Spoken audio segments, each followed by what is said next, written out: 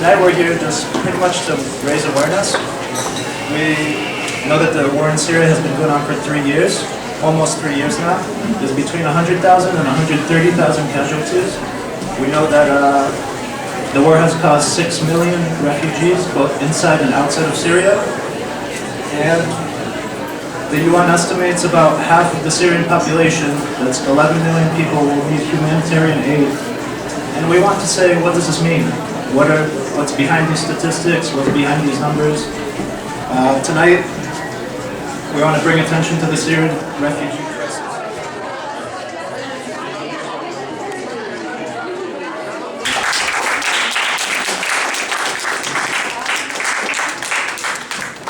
I'm just going to say a few words about the Heart for Syria.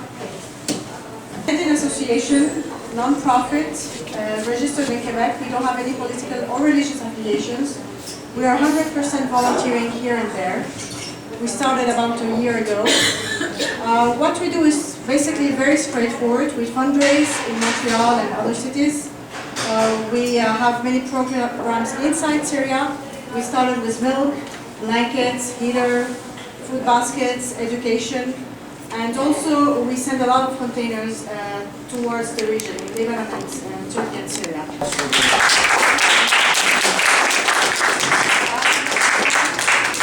Through his experience, and by translating the experience of many other Syrian refugees, Hussein would help Alice and I put meaning behind the death counts, car bombs, sectarian violence that we so often read about in international news agencies.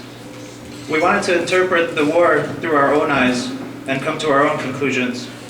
In the process, we gathered the stories that would later become Seven Syrians, the book, and right now Alice is working on a documentary project based on the same information in our stay in Rehanli. This is Hazar, the school director. She said, we want to provide a place for the children to learn, to play, and feel safe after so many years of war. Some of them have seen terrible things, and we just want to help them cope with those experiences by giving them a safe place to be children again. Sorry, the lamps there. Since the beginning of the Syrian conflict, Rehanli served as the closest exit point for civilians fleeing battles in Aleppo and Idlib regions. Hazar explained that few people paid attention to Rehanli before the war broke out with the Arab Spring of 2011. The small farming town was barely known as an exporter of cucumbers when refugees began pouring across the border. International aid groups, 24-hour media coverage, and hospitals soon followed to treat wounded soldiers and civilians that were fleeing the violence. Within months, the town's population doubled, its rents quadrupled. The rents in Rehanli were more expensive than the rents in Istanbul, and the locals were profiting from Syrians in need.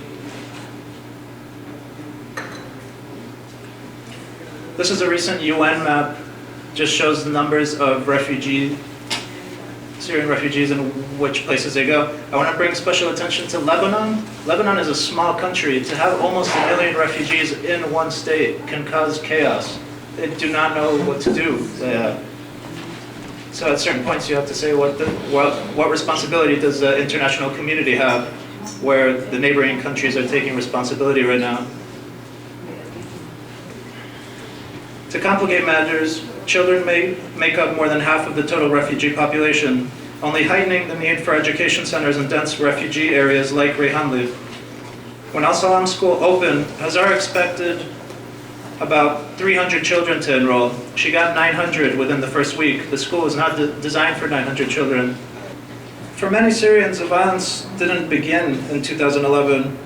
There's been a big opposition to Assad's Ba'ath Party since the 1980s and earlier. The most prominent situation or event that happened was the Hama massacre of 1982, where government forces occupied the city for 27 days and produced between 20,000 and 40,000 deaths. An accurate figure of the massacre will never be known because so many people were imprisoned and died later on while being tortured in various secret political prisons. 1 year before the Hama massacre, Abdul Hafar's uncle was jailed for having friends in Syria's Muslim Brotherhood. Abdul Hafar's uncle was an apolitical high school physics teacher. He had one friend in the Muslim Brotherhood and they put him in jail for 15 years. He said that he was tortured on a daily basis. When he heard that Alice and I were collecting accounts from Syrian refugees, he invited us to his house.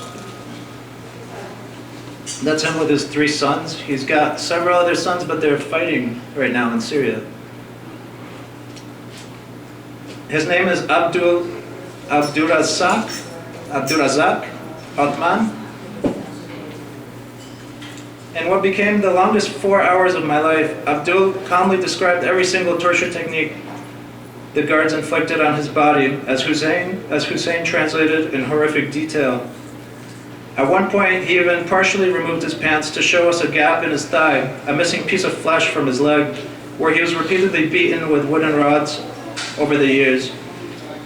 They always hit me here, he said. One military commander would watch while 2 or 3 guards beat me with the sticks. The commander was there to instruct them where to hit me. Usually he would focus the blows on one part of my body, creating as much pain as possible. This supposedly is a photo of the prison where he was, Tadmor, Palmyra prison. It's Google Maps. It's the only one I could find. Abdul insisted we hear his stories to show the extent of oppression and brutality some Syrians had experienced. They kept us underground, between 100 and 200 men in each prison cell, no windows. We could barely breathe. The air was so thick in there, we made a rotation. Each man would get 1 minute to lay down by the entrance and breathe the air that came in through the crack under the door.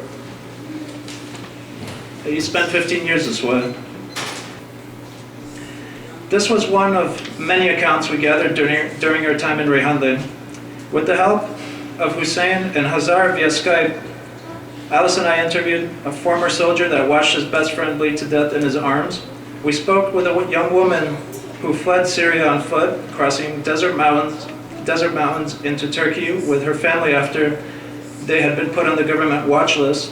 We listened as a young man described jumping from rooftop to rooftop, avoiding sniper fire as armed forces occupied his hometown.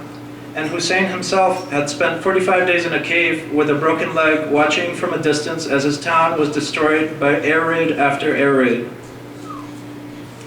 The Syrian conflict took root in 2011, as we already talked about. Since then, fighting has become locked in an apparent stalemate, causing more than 100,000 casualties. Now they say 130,000 over the first 2 years, and now almost 3 years. With neither side is gaining ground or significant advantage at this point. It's a stalemate.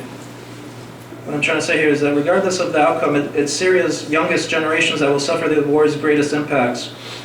At Al Salam School, Alice and I were confronted with childhood war trauma on a daily basis.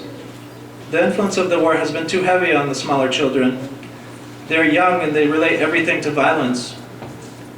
When I draw pencils on the board, they see missiles. When I draw a cloud with raindrops, they see a plane dropping bombs. This is the first grade teacher, Abir Hashim.